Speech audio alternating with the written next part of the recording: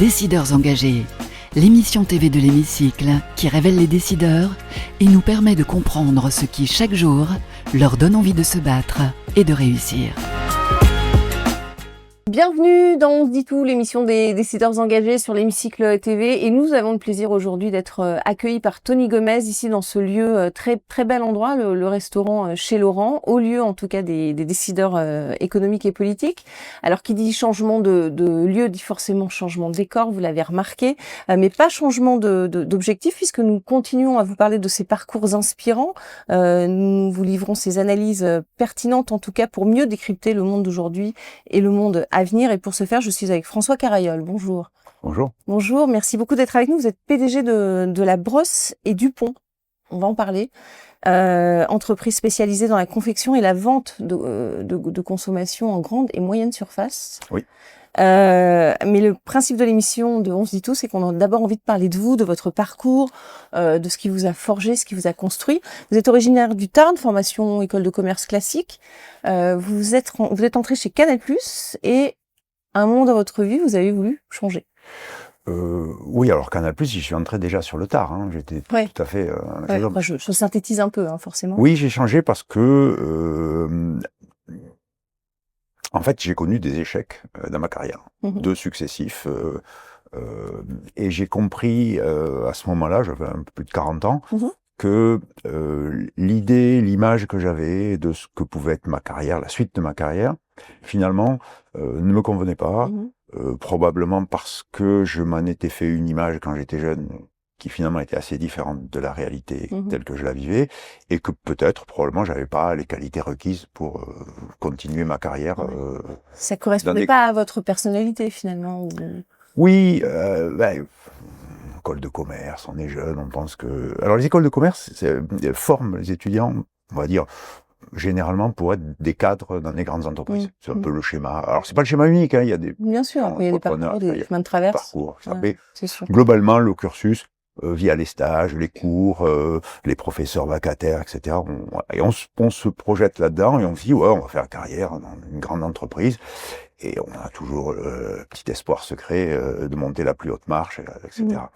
Et en fait, moi j'ai eu une carrière, on va dire, dans les 15-20 premières années de ma carrière, qui s'est plutôt bien déroulée. Je montais assez vite, j'étais assez performant. Et parce que je pense que je convenais bien à ce que mes patrons attendaient de moi. Les jeunes, on leur donne des objectifs, développer le chiffre d'affaires, faire des résultats. Bon, et j'y arrivais assez bien. Mais en fait, quand on commence à arriver à un niveau de responsabilité élevé dans un grand groupe en France, type CAC 40 classique, les qualités qu'il faut pour continuer à progresser changent. C'est-à-dire que la simple performance opérationnelle ne suffit pas. Il faut commencer à avoir des relations, du réseau, voilà, ça devient un peu plus politique, dans la mesure où alors c'est une caractéristique des grandes entreprises en France. Hein, bien sûr. Et voilà, les entreprises elles sont dirigées en France plutôt par une technostructure qui est pas capitaliste, qui est gens issus l'ENA, Polytechnique, un peu HEC. Il y a des parcours en plus tracés, voilà, il y a des bourses. Ouais, donc voilà. Très dans les clous, non mais c'est très... Et en fait, moi je pense qu'à ce niveau-là, ça a été compliqué pour moi. Autant j'aimais bien l'étape précédente, je suis un être simple, donc voilà.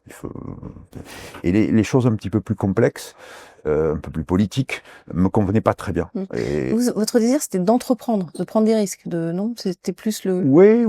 Finalement, peut-être... Non, mais la direction d'une... Quand on m'a donné des business units, des filiales, enfin vous les appelez comme vous voulez, relativement modestes au début, j'étais très bon. Ça me convenait bien, moi, cette espèce de direction. Et par contre, quand on commence à arriver au comité de direction d'un grand groupe, c'est plus compliqué, c'est plus politique. C'est moins lié, je pense, avec la performance opérationnelle terrain.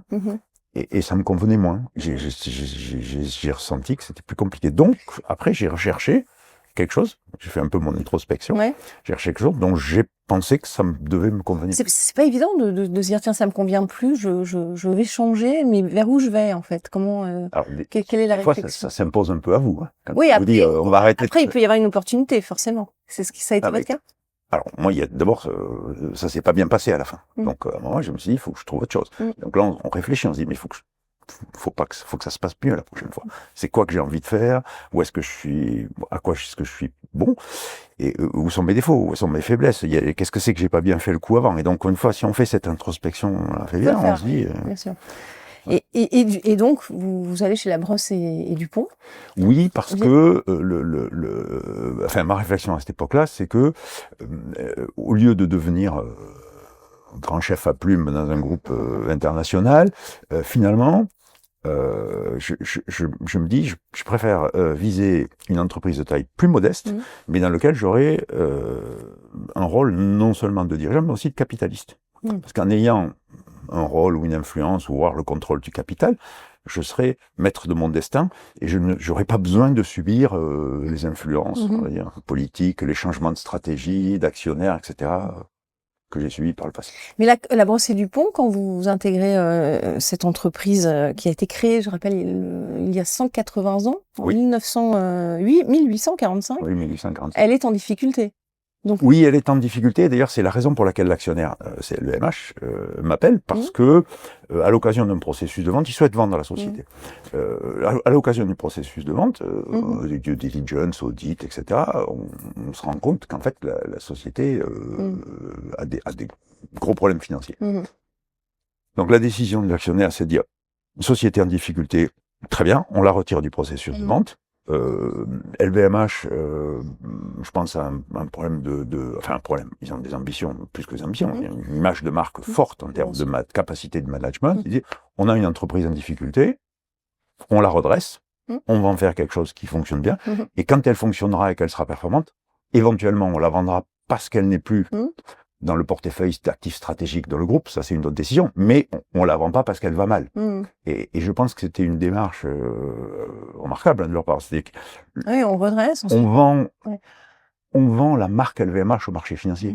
Un groupe performant, moi j'ai pas besoin de commenter, mais voilà. Et si on a une entreprise qui a des difficultés dans le groupe, on doit être capable de démontrer à nos partenaires, au marché, à nos banquiers, à nos actionnaires, qu'on a la capacité à la redresser, à en faire une belle entreprise performante. Et ensuite, éventuellement, on la vendra. C'est ce que vous avez fait. Et ensuite, vous avez racheté. On a fait, moi, j'ai pas tout fait tout seul. Non, bien sûr. Vous avez donné l'impulsion. En tout cas, vous avez trouvé, en tout cas, la clé pour la redresser. Gens, en 2 mots, pas trop long, parce que c'est vrai qu'on est un peu limité dans le temps, mais vous avez relevé le pari. Oui. Et qu'est-ce qui se passe par la suite? Alors, j'ai relevé le pari mais je vais faire le lien avec ce qu'on disait précédemment, parce qu'il y avait une opportunité. C'est comme ça qu'on en avait discuté quand ils m'ont recruté. Dans la mesure où l'entreprise ne faisait pas partie de leurs actifs stratégiques et qu'ils souhaitaient la vendre, il y avait une opportunité de participer au processus de vente et peut-être, en s'associant ou en des fonds, etc., de participer à la reprise. C'est ça qui m'intéressait, dans la remise en cause personnelle. Complètement. Et donc c'est ce que vous avez fait. Oui. Et donc, aujourd'hui, vous en avez fait une entreprise qui marche. Ça a été quoi? Nous en avons fait. Parce qu'il y a les salariés aussi, c'est vrai. Alors non, j'inclus LVMH. C'est-à-dire que vous incluez, d'accord. Parce que le processus de restructuration, de réorganisation, moi je l'ai mené en tant que manager, mais je l'ai mené sous la conduite de mes actionnaires et avec l'argent de mes actionnaires, parce qu'on l'actionnaire LVMH a investi significativement dans cette restructuration. Donc on peut, ils m'ont donné les moyens de le faire. C'est pour ça que je dis nous, je veux pas. Alors, quelle est la clé? En tout cas, vous avez ça a été une opération qui a réussi. Quelle a été la clé? Vos interlocuteurs, c'est la grande distribution? Les clients. Vous représentez... Clients. 98% du chiffre d'affaires est fait avec la grande distribution. Vous avez une vingtaine de marques en grande et moyenne distribution. Alors, j'imagine beaucoup de facteurs humains également, parce que il doit y avoir une masse salariale qui est assez conséquente. Très conséquente. Chez Labrosse et Dupont. Oui. Alors, je parle de ça parce que on est sur un modèle plutôt classique comparé à aujourd'hui à tout ce qui est digitalisation, transformation numérique, etc. C'est un modèle très classique, très forte valeur ajoutée avec beaucoup de gens. Voilà. Oui. Alors, comment est-ce qu'on arrive à mettre en adéquation cette masse salariale avec des produits qui sont pas forcément haut de gamme en grande distribution? Pas tout même. Voilà. Comment est-ce qu'on arrive à faire ça? Alors, aujourd'hui ou au moment de la restructuration? Je dirais plutôt aujourd'hui, parce qu'on a compris que voilà. Après, il nous reste peu de temps malheureusement, mais c'est passionnant comme aventure. Alors, on a un portefeuille effectivement avec beaucoup de marques, mais il y a un point commun dans toutes ces marques, c'est que nous fournissons à la grande distribution des produits à rotation lente, ce qui est une particularité parce que l'essentiel de leur business, ils le font dans ce qu'ils appellent des fast moving consumer goods, jargon FMCG. Bon. En gros, la plupart des produits de grande consommation sont des produits sur lesquels ils ont des marges, la distribution très réduite, voire très faible quand c'est très bataillé, et leur façon de gagner de la vie est d'avoir des rotations très rapides, c'est-à-dire de gagner très peu sur chaque produit, mais d'en vendre beaucoup. Voilà. Bon. Les catégories dont je m'occupe, on est à côté de ça, et nous au contraire, nous vendons des produits à rotation lente, sur lesquels la rentabilité pour le distributeur est beaucoup plus élevée, ce qui compense le fait que les rotations sont lentes, il n'y a pas d'économie qui est équilibrée. Mais c'est lié à la nature des produits d'hygiène, voilà, parce qu'on n'a pas besoin d'acheter des shampoings tous les jours, quoi. Voilà, les fréquences d'achat sont très basses, que ce soit les accessoires coiffants ou les instruments pour nettoyer le sol. On en achète une fois tous les 2 ans, 3 ans, 4 ans. À la différence des produits de grande consommation, où souvent on a des achats qui sont hebdomadaires. Les yaourts, la bière, bien sûr, fréquents, plusieurs fois par mois en tout cas. Donc moi c'est une fois tous les ans. Donc on n'a pas une relation avec le consommateur qui est aussi fréquente que la plupart des marques. On a du mal à établir une relation avec le consommateur, puisque entre 2 achats, il se souvient plus de la marque du produit, se souvient même plus où il l'a acheté, et ne se souvient pas non plus de son prix, en général. Donc, très important, je voulais en parler du prix, parce que c'est quelque chose en ce moment qui préoccupe beaucoup les consommateurs. Et d'ailleurs, sur l'hygiène, il y a eu quand même certaines personnes aujourd'hui achètent beaucoup moins de produits d'hygiène à cause de leur faible pouvoir d'achat. Ça a été quelque chose qui vous a préoccupé chez La Brosse et Dupont? Alors, non, pas directement touché. On est indirectement touché dans la mesure où si la fréquentation du magasin ou du rayon diminue, on est touché indirectement. Nous vendons, moi je vends plus de 80%, alors je suis désolé pour le jargon, mais on vend nos achats, nos produits à 80% sont des achats prévus non décidés. C'est-à-dire que on a très peu d'achats d'impulsion. On met le produit sur la liste, c'est un achat prévu, mais il n'est pas décidé au sens où on n'a pas choisi exactement le produit qu'on va acheter. Donc j'ai prévu d'acheter une brosse à cheveux parce que ma fille part en vacances, parce que j'ai cassé la mienne, peu importe la raison.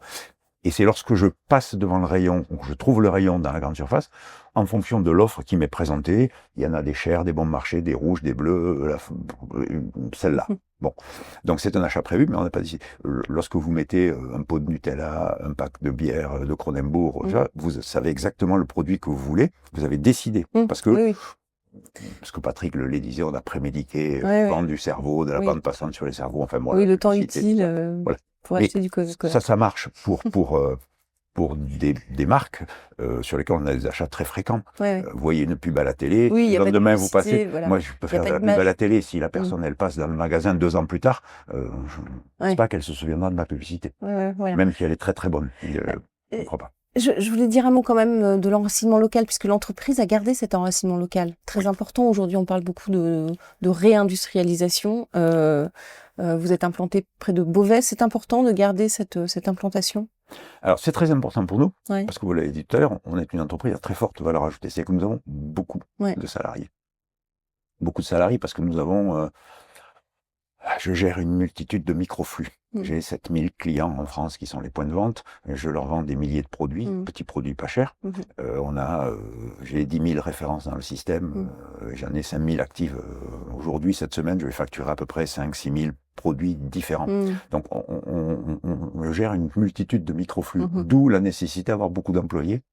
Et dans la mesure où, pour la plupart de nos produits, on n'a pas de marque extrêmement forte, même si on a des technologies, des savoir-faire, on dépose des brevets, on fait des développements, de la créativité, mais on n'a pas beaucoup de barrières protectrices de ce côté-là. Et en fait, l'essentiel du savoir-faire qui fait notre avantage compétitif, il est dans la tête de nos employés. Il n'est pas sur les machines. Je peux déplacer mon usine qui est à côté de Compiègne. J'ai une usine à côté de Compiègne, à Béthily-Saint-Pierre, j'en ai une autre dans l'Aisne, on a des entrepôts, Sainte-Marie, Beauvais. On peut déplacer les choses. Mais si je déplace un de ces établissements de plus de 15-20 km, je vais perdre la moitié, les 2 tiers, les 3 quarts des employés. Je perds mes employés, c'est comme on dit en Afrique, vous savez, quand un vieillard meurt, c'est un arbre qui brûle. Oui. Une bibliothèque qui brûle, Ouais. c'est l'arbre mémoire. Donc la bibliothèque qui brûle. Moi, si je perds une part significative de mes employés, la société perd du savoir-faire. On s'affaiblit, on s'appauvrit. Donc, quelque part, on n'a pas le choix. Oui, bien sûr. Si on veut continuer à performer, on est obligé de rester enraciné. Très bien, c'est un peu la problématique, en tout cas, qui préoccupe la France aujourd'hui, le retour des industries, etc. Oui, des emplois. Oui. Voilà.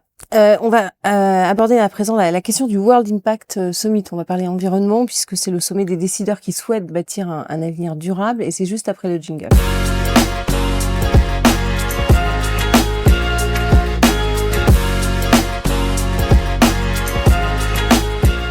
À l'heure du purpose washing, c'est la question du World Impact Summit pour vous, François Carayos, c'est celle-ci, vous l'avez choisie parmi plusieurs. À l'heure du purpose washing, comment donner du sens et des preuves de vos engagements en matière de responsabilité sociale et environnementale? J'ai commencé par les preuves, parce que c'est le plus facile. On a une certification, PME+. On est audité tous les ans sur la base d'un référentiel RSE qui a été défini par notre fédération professionnelle, c'est la FEF, la Fédération des entreprises entrepreneurs de France. C'est une fédération de un peu plus de 1100 PME qui travaillent à la grande distribution. Donc on a défini un référentiel RSE et tous les ans on est audité. Et alors il s'avère que la Brosse du Pont a été la première entreprise certifiée il y a quelques années. Maintenant, on est 200 entreprises certifiées. Je crois que ça augmente une trentaine d'entreprises tous les ans. C'est intéressant. Donc ça, c'est la preuve. Et on a régulièrement alors on a un scoring. Il faut qu'on améliore notre note. On a des très bonnes notes. On est très bien évalué en général par les auditeurs. Ça, c'est la preuve. Mais comment dire, je pense que c'est vraiment le vernis. Ça, le côté le plus intéressant, c'est la substance. Donc Oui, parce qu'il y a beaucoup d'affichage aussi après. Oui. Voilà. Mais il faut une on est volonté. On est sur un label comme une certification qui est quand même très qualitative, très vertueuse, et qui est intéressante, en tout cas pour nous, c'est qu'elle prend en compte l'ensemble des actions de la société, et pas uniquement la partie environnementale. C'est-à-dire qu'il y a souvent une vision simpliste de la RSE qui est le problème environnemental, on va se décarboner, etc. Bon, je crois qu'il y a dans la RSE, et vous l'avez bien dit, la partie sociétale et environnementale. Et je pense que les deux comptent. Et nous, on est... alors, parce qu'on est ce qu'on est, c'est-à-dire qu'on est une entreprise avec beaucoup d'employés, on est très focalisé sur la partie humaine de la RSE, nos parties prenantes, à l'intérieur de l'entreprise, à l'extérieur de l'entreprise, les gens avec qui on travaille, la qualité de la relation qu'on peut avoir. Et c'est une démarche qui est extrêmement décentralisée. Alors, souvent dans les grands groupes, on a une direction RSE qui fait de la com, des consultants, on n'a pas tout ça. Nous, on a un COPIL, un comité de pilotage, dans lequel on demande aux différents composantes, parties du groupe, de nous proposer des projets qu'ils estiment, eux, vertueux d'un point de vue RSE, encore une fois au sens large, et ce comité les accepte, les lance, les suit, jusqu'à leur aboutissement. Et on a l'embarras du choix, c'est-à-dire on a plutôt trop de propositions. Ouais, donc on sent vraiment qu'il y a une envie. Exactement, et d'ailleurs c'est ce qui retient l'attention des auditeurs qui viennent nous auditer, c'est qu'ils sont très surpris au début parce qu'ils aimeraient avoir une cartographie des parties prenantes, un classeur. On leur dit non, ça n'existe pas. Alors comment pouvez-vous assurer que... on s'assure que parce qu'on communique, on parle avec les gens, chacun. Et donc après, ils descendent, ils vont dans les sites, à l'entrepôt, à l'usine, et puis ils interviewent les gens. Ils leur disent, mais alors, quelle démarche vous avez dans votre équipe, qui sont vos parties prenantes? Et alors, ils leur racontent, et ils ont finalement une somme d'histoires à chaque très différentes, site, très hétérogènes, mais il y en a partout.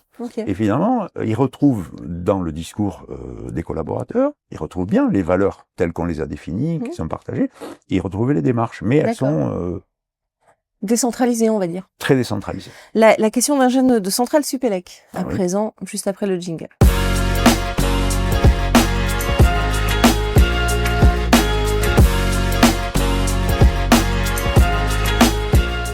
La question de Centrale Supélec, quelles sont les qualités essentielles selon vous pour un jeune diplômé pour évoluer et réussir dans un environnement multiculturel?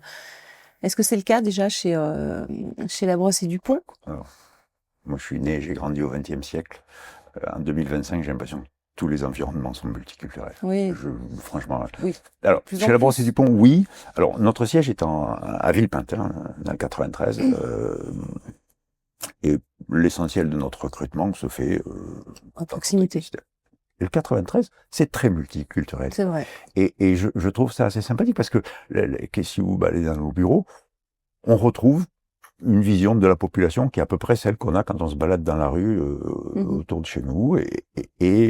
Mais j'ai une qualité, je suis très fier, une qualité d'employé, c'est que moi, j'ai des gens majoritairement issus de notre environnement géographique, du 9-3, mais qui ont une volonté farouche d'en sortir. Et qui pensent que le travail, la réussite professionnelle, etc. Et chez la Brossée-du-Pont, ils y trouvent un environnement qui est épanouissant, qui leur permet de progresser. D'acquérir des compétences et ensuite... Oui, et alors pour revenir à la question, je pense qu'un jeune, dans un environnement multiculturel, moi je pense qu'il a deux choses auxquelles il faut qu'il s'attache. Et il faut qu'il aille faire des choses qu'il a envie de faire. Quand il n'y a pas d'envie, d'ambition, si c'est parce que faire plaisir à ses parents, parce qu'il a vu un truc sympa à la télé, ou parce que c'est la mode, et que tout le monde dit « Ah, aujourd'hui, il faut faire de l'IA, ou il faut faire ci, ou faire ça », non.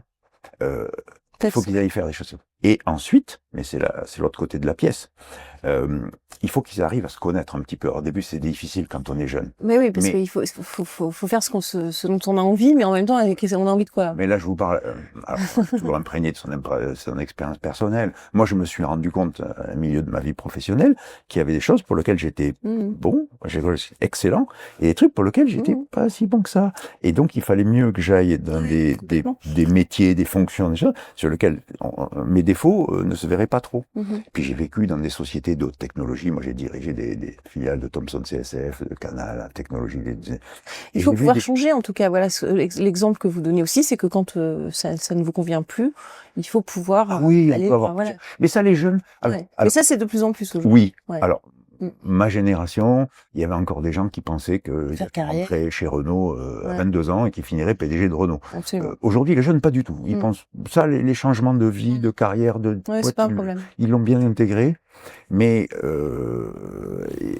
c'est plutôt... Voilà, moi j'ai vu, en tout cas chez j'ai eu à gérer beaucoup d'ingénieurs, de gens très scientifiques. Alors souvent chez les ingénieurs, parce que culturellement, on les a formés comme ça. Les études font que, en général, le meilleur en maths, le meilleur en physique, c'est celui qui a le meilleur note, il intègre la meilleure école, il fait... Bon.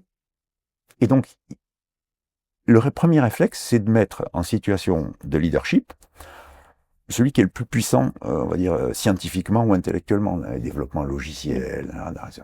Mais c'est pas souvent le meilleur manager. Oui, parce que c'est d'autres qualités aussi. Oui. La connaissance, c'est bien. Et ça, c'est très perturbant pour ces jeunes étudiants qui rentrent dans la vie professionnelle, parce qu'ils se rendent compte, dans les premières années de leur vie professionnelle, que les critères avec lesquels ils ont été évalués pendant leurs études, finalement, sont plus tout à fait les mêmes que ceux avec lesquels ils vont être évalués ou qui vont leur permettre de progresser dans la vie professionnelle. Absolument. Ça, c'est un virage qui est compliqué pour les jeunes diplômés. Et c'est là que je dis, il faut arriver à l'appréhender, à s'évaluer soi-même, se dire quelles sont mes qualités, mes points forts, qu'est-ce que j'ai envie de faire, qu'est-ce que j'ai pas envie de faire, et c'est là qu'il faut faire les bons choix entre l'envie et les points forts. Pas simple. On va conclure, on va passer à la question de l'hémicycle à présent. Très bien. Question plus politique, vous allez pouvoir interpeller les décideurs politiques, les personnes qui nous gouvernent. En tout cas, c'est juste après le jingle.